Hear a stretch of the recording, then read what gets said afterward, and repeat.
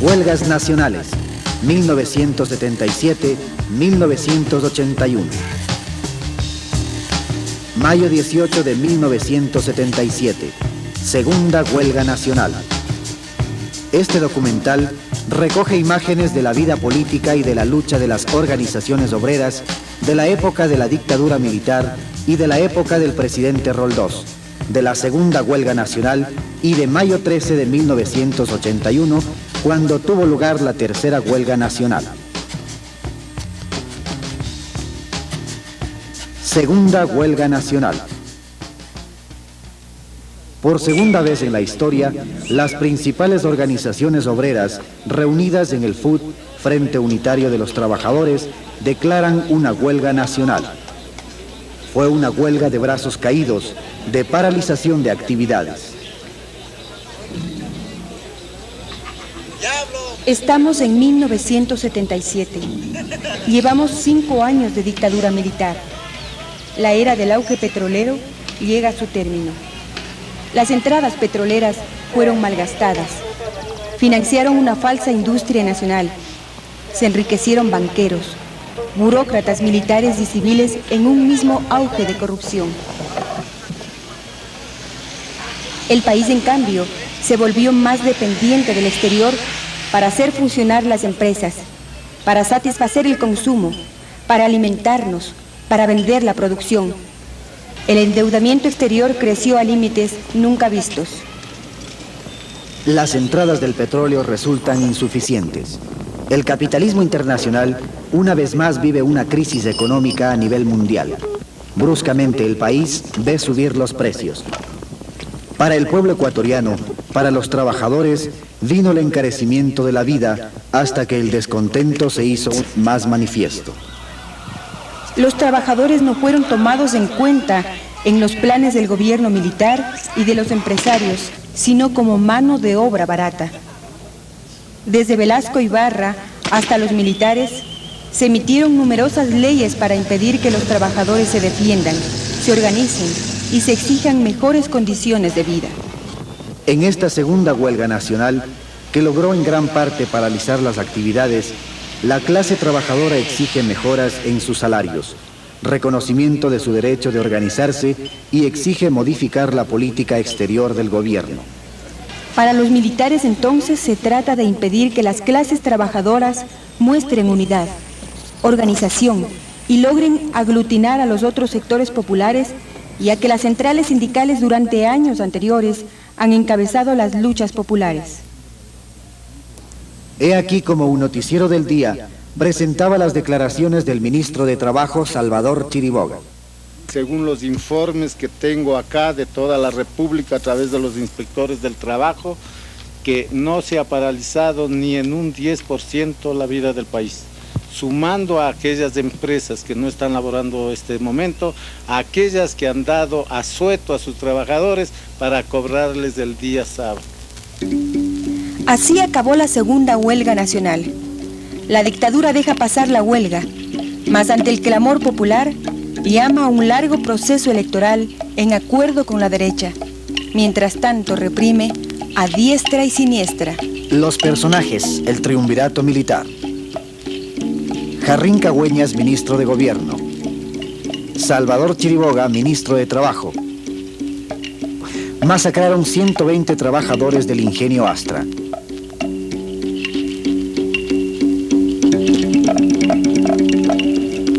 El pueblo vecino del ingenio se levantó primero.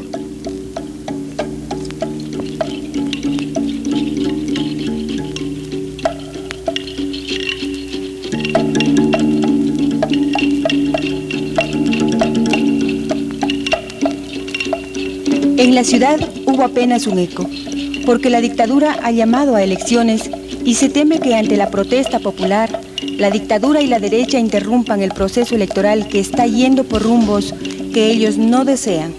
¿Cómo respondió el gobierno ante estos hechos? He aquí la declaración del ministro Jarrín Cagüeñas. Respecto a la derogatoria del imperio de la ley militar, debo manifestar que el gobierno y el país se precian de mantener un ambiente de libertad, tolerancia y de paz que otros países, aún los de régimen constitucional, no han logrado obtenerlo. Pero sigue la protesta popular, esta vez por el alza del transporte. Abril de 1978. Jóvenes y pobladores primero y luego los obreros se toman la ciudad. El ejército disolvió a bala el movimiento popular. Este libro recoge los testimonios y muestra algunas acciones. Siendo tan necesario e indispensable mantener esta tranquilidad ciudadana para que tenga feliz desarrollo y culminación el proceso de reestructuración jurídica del Estado y la iniciación del régimen constitucional que constituye la meta fundamental del actual gobierno, pues el imperio de la ley militar se hace en este momento más que nunca necesario para poder garantizar el orden, la paz y la seguridad interna del país. 1 de mayo de 1978.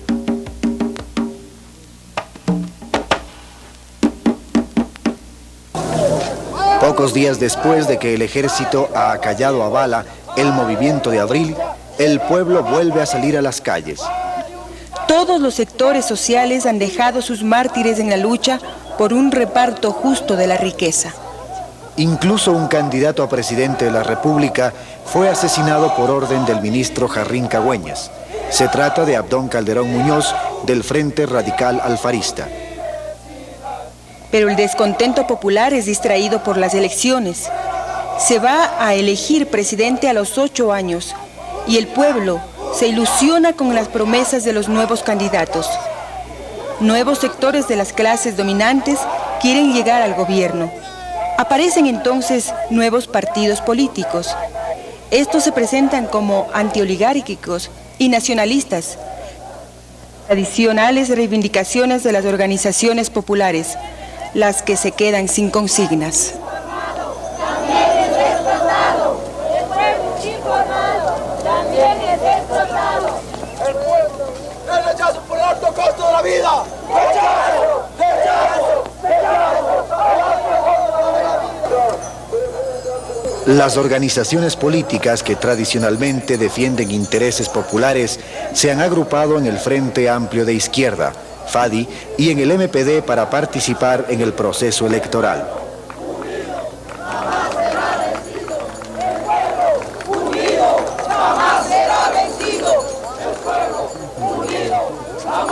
El FADI se limita a recoger los 9 puntos planteados por el FUT desde la primera huelga nacional de 1975. No aparecen las ideas creativas ni los programas propios del sector popular en sentido amplio, sino en estilo solo sindical.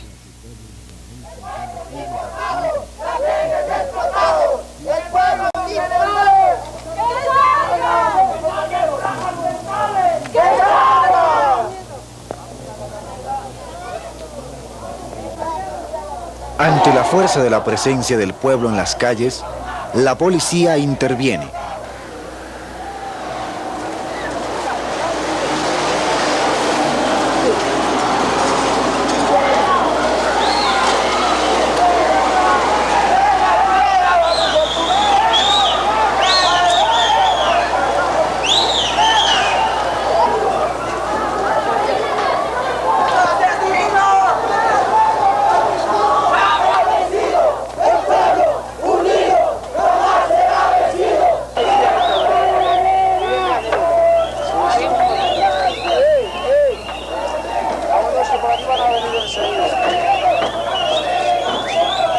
Por instantes, revivimos escenas de las luchas de abril.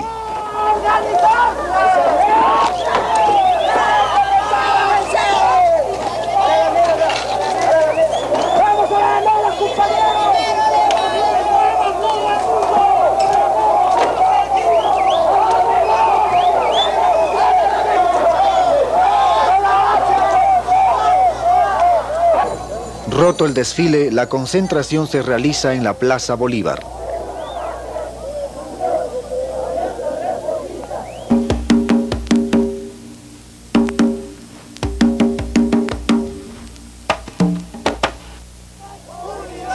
Estamos a 9 días antes de la primera vuelta electoral. El FADI, Frente Amplio de Izquierda, realiza una concentración en la Plaza de San Francisco y habla su candidato René Mollet, dirigente del Partido Comunista.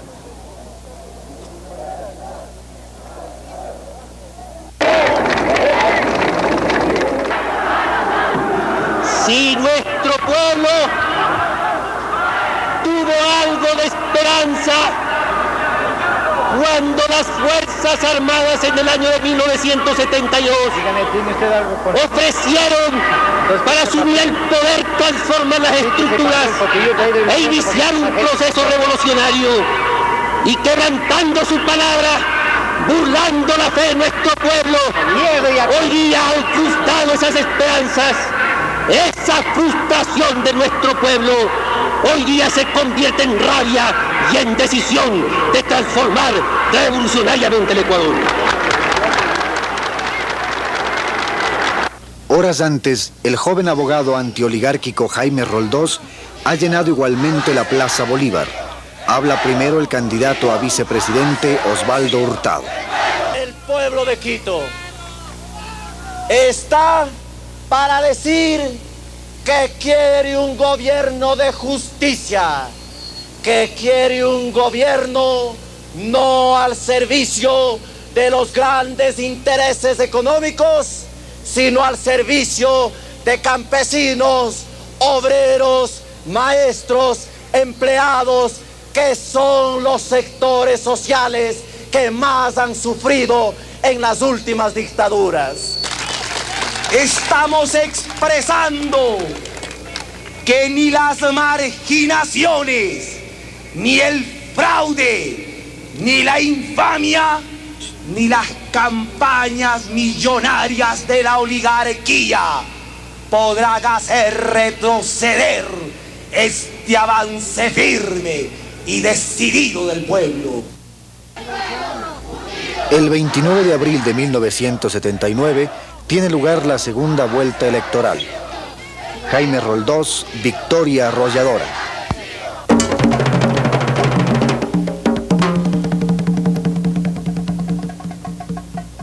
Dos días después, 1 de mayo, el pueblo nuevamente en las calles. ¡Viva la clase trabajadora! ¡Viva! Vamos, gritando que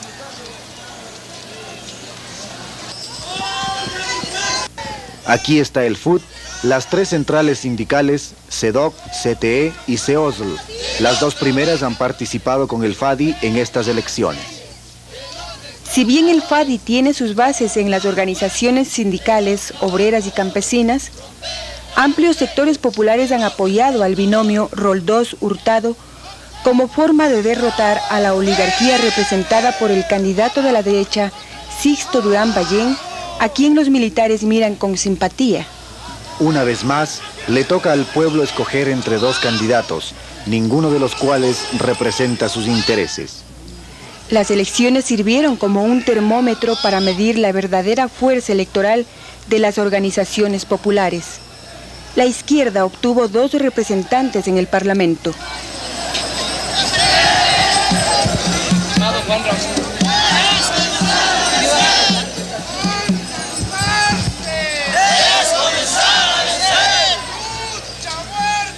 Mientras la marcha del FUT sale de la Plaza de Santo Domingo a la Plaza Bolívar, otra marcha llega a la Plaza de San Francisco.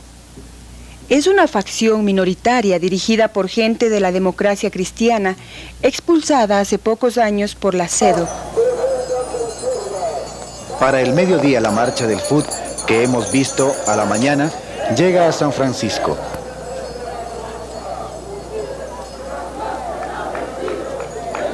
Habla Emilio Velasco de la CEDO. Y decimos a Roldós y Hurtado ahora, ellos han dicho que van a ser los jueces más duros y van a sancionar a la dictadura. Decimos la clase obrera ahora, no hemos de cejar un momento de observar si esto es cierto. La clase obrera tiene una plataforma de lucha, tiene un programa de acción.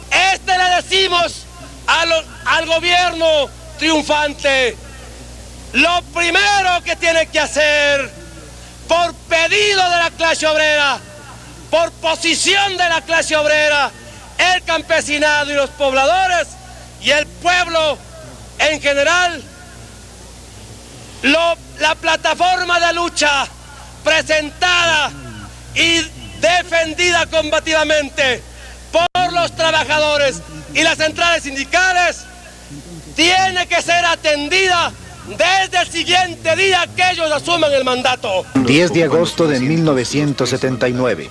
Jaime Roldós, candidato por el CFP, llega al Parlamento para ser investido como presidente. Osvaldo Hurtado Larrea, de la Democracia Cristiana Internacional, fue sin duda el que salió ganando en el juego electoral. Hay que notar que se ha roto el protocolo. Hurtado igualmente es aplaudido por todos los concurrentes. Los militares concurren a entregar el mando. A pesar de todos sus intentos por dar el poder a la derecha oligárquica, la presión popular dio el triunfo a Roldós.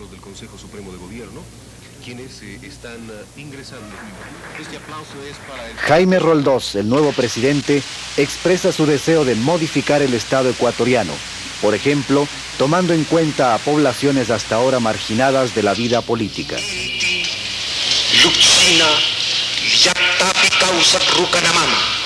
Suar, Guagrán, Sicuya, Siuna, Cufamba, Tucuy, Urcupi, Causat, Rucanaman, Inti Chingana, Liatapi, Causar, donde la dignidad humana no sea pasto del totalitarismo, ni nuestras riquezas naturales alimento para voracidad del saqueo de propios y extraños.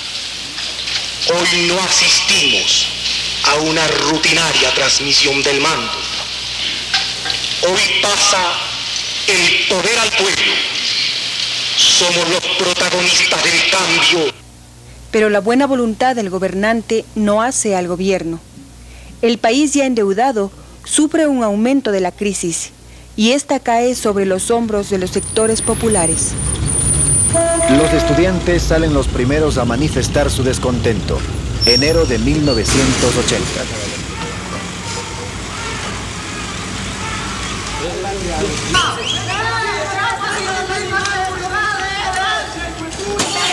Para acá no, chucha. Eso, puta madre, qué gusto.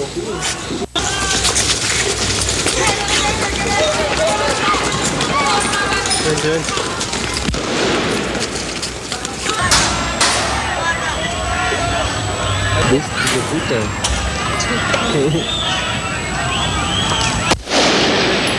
Eso fue disparo, ¿no?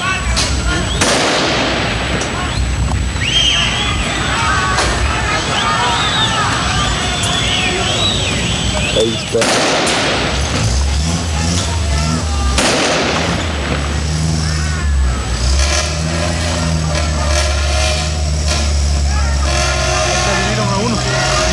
Loco, dirieron.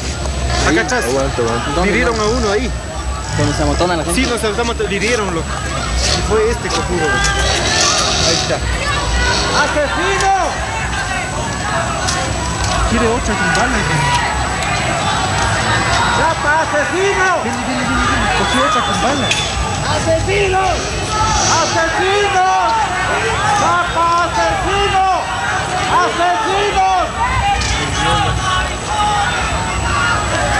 Puta, pues si le da fuerte no mate. ¡Abajo en los dos estúpidos! ¡Asesinos!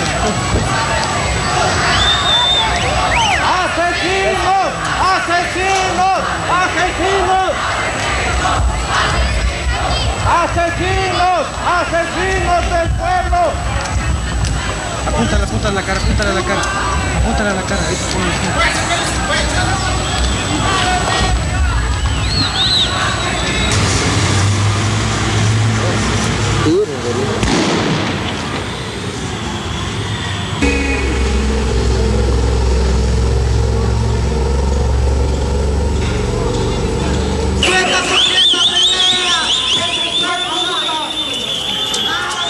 Se trata de un asesinato. Murió Patricio Germán, joven estudiante del Colegio Mejía. asesinado a manos de un policía que hoy goza de libertad. El caso fue a los tribunales. La prueba, la filmación que acabamos de ver, realizada por un camarógrafo independiente. ¿A dónde? Es la protesta popular. El país endeudado mientras el gobierno necesita entradas. Roldós entonces olvidó sus promesas y apoyó a la oligarquía agroexportadora para buscar divisas y calmar sus exigencias. Enero de 1981. Sorpresivamente, incidentes en la frontera, guerra con el Perú. Se organiza la Gran Marcha de la Unidad Nacional. Ese día todos salimos a las calles. Durante el conflicto de Paquilla con el Perú, los obreros suspendimos nuestros conflictos, dimos nuestros ahorros y murieron algunos de nuestros hijos. ¿Cómo se produjo? Nunca quedó claro cuál era la decisión del país. El presidente Roldós volvió de Washington firmando la compra de armas, más deudas y se calmó el conflicto. Sintiéndose fuerte en el gobierno y aprovechando la unidad nacional ante la guerra, impuso al país un paquete de medidas económicas el mes de febrero de 1981. El gobierno se somete así a los designios del Fondo Monetario Internacional. Subió el precio de la gasolina, de la leche, del azúcar, del pan, que el pueblo pague la desfinanciación del gobierno. 1 de mayo de 1981. El pueblo está muy golpeado por las medidas económicas. Se dan de todas formas 4 marchas diferentes. 1. La facción demócrata cristiana que apoya a Hurtado. Su grupo, en fin, es poco numeroso.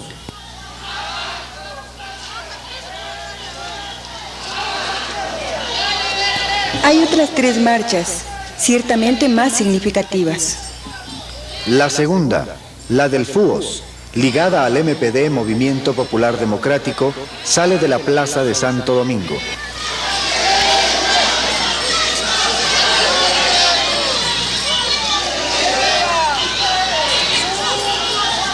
La tercera marcha, el FRA, Frente Radical Alfarista. Por primera vez, este nuevo partido político participa en la marcha del 1 de mayo. Se han integrado el Comité del Pueblo y otros sectores populares. En las elecciones de concejales, la gente decepcionada de Roldós votó por el FRA.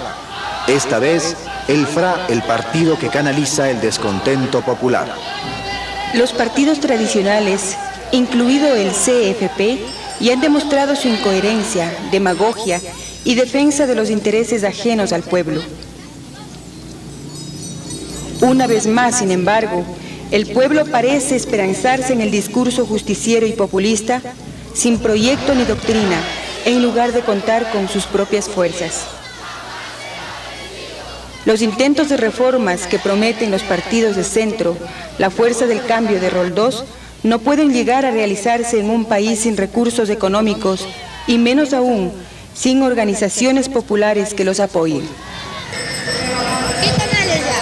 ¿Cómo? ¿Qué canal? El 3.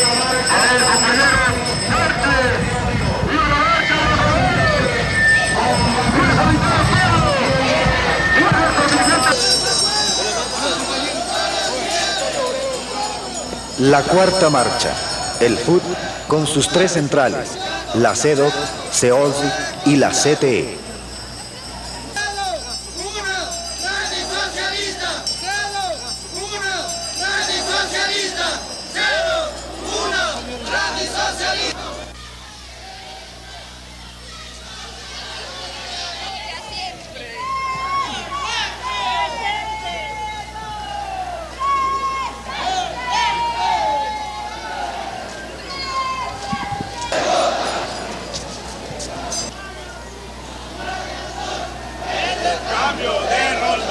No hay azúcar, no hay arroz, es el cambio de Roldós.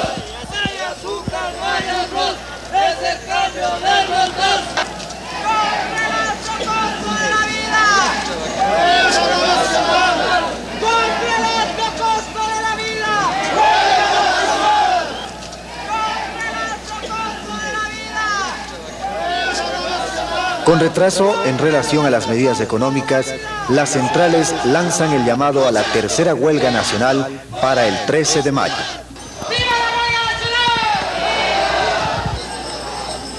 ¡Consejos Provinciales del Ecuador! ¡Presente! ¡Pichincha! ¡Presente! ¡Esmeralda! ¡Presente! ¡Chimborazo! ¡Presente! ¡Los Ríos! ¡Presente! ¡Azuay! ¡Presente!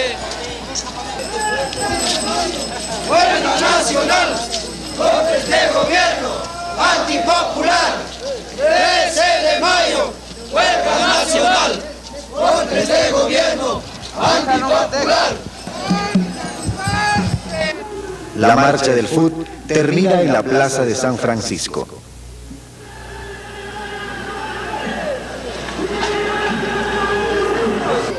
Venimos a decir que la gran huelga nacional del 13 de mayo tiene que constituirse en una respuesta militante, combativa y acción, que no se quede en las fábricas, que no se quede en los lugares de trabajo, que salga a las calles, a las plazas, a los campos.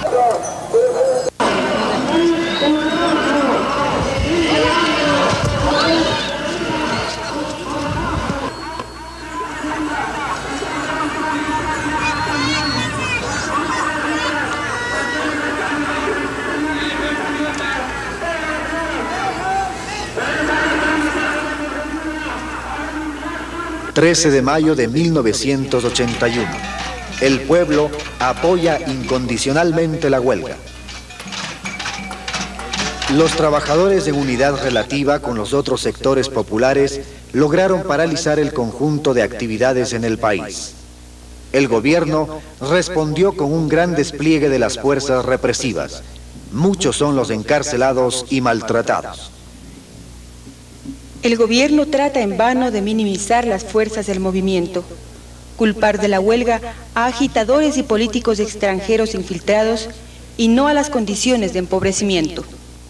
Escuchemos algunos comentarios sobre la huelga realizados por diversos trabajadores del país. Primera vez que la huelga nacional era una huelga que paralizaba el tránsito, que no se trataba ya de estar simplemente con brazos caídos al interior de las fábricas, sino de estar en las calles.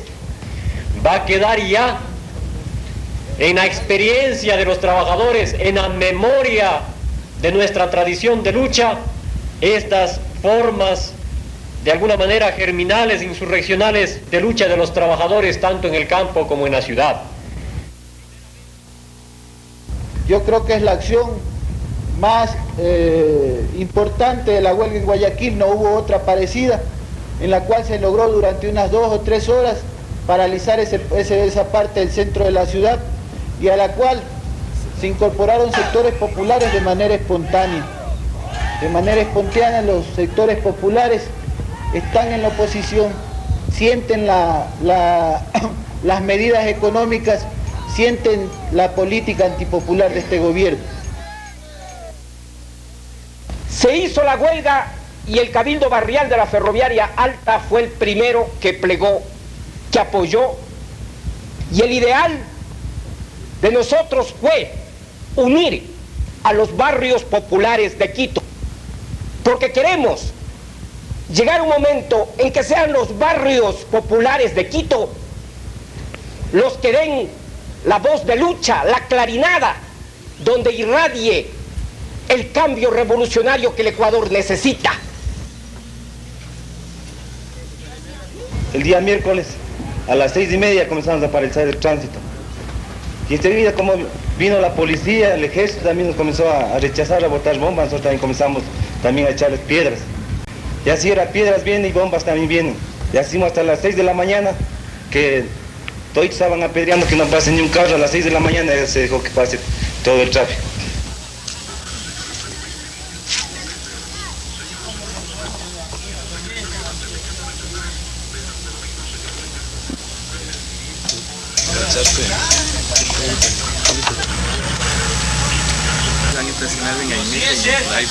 Debería manifestar es que ha habido demasiada brutalidad al coger a los trabajadores. No, Han falseado puertas, han roto con hacha las puertas. ¿Qué hachas? Aquí no me puede desmentir el mayor o el que sea. Están rompiendo con hacha las puertas, así me han sacado a mí. Para mi mayor la disposición es de que se monte guardia a los contornos de la fábrica, van a emplear personal de civil. Además ya concurre el P24 y P30. La movilización no dio, sin embargo, ventajas inmediatas para los trabajadores. Mientras un sector de los directivos del FUT propuso una negociación, el otro no ofreció más alternativa que la presión de la huelga.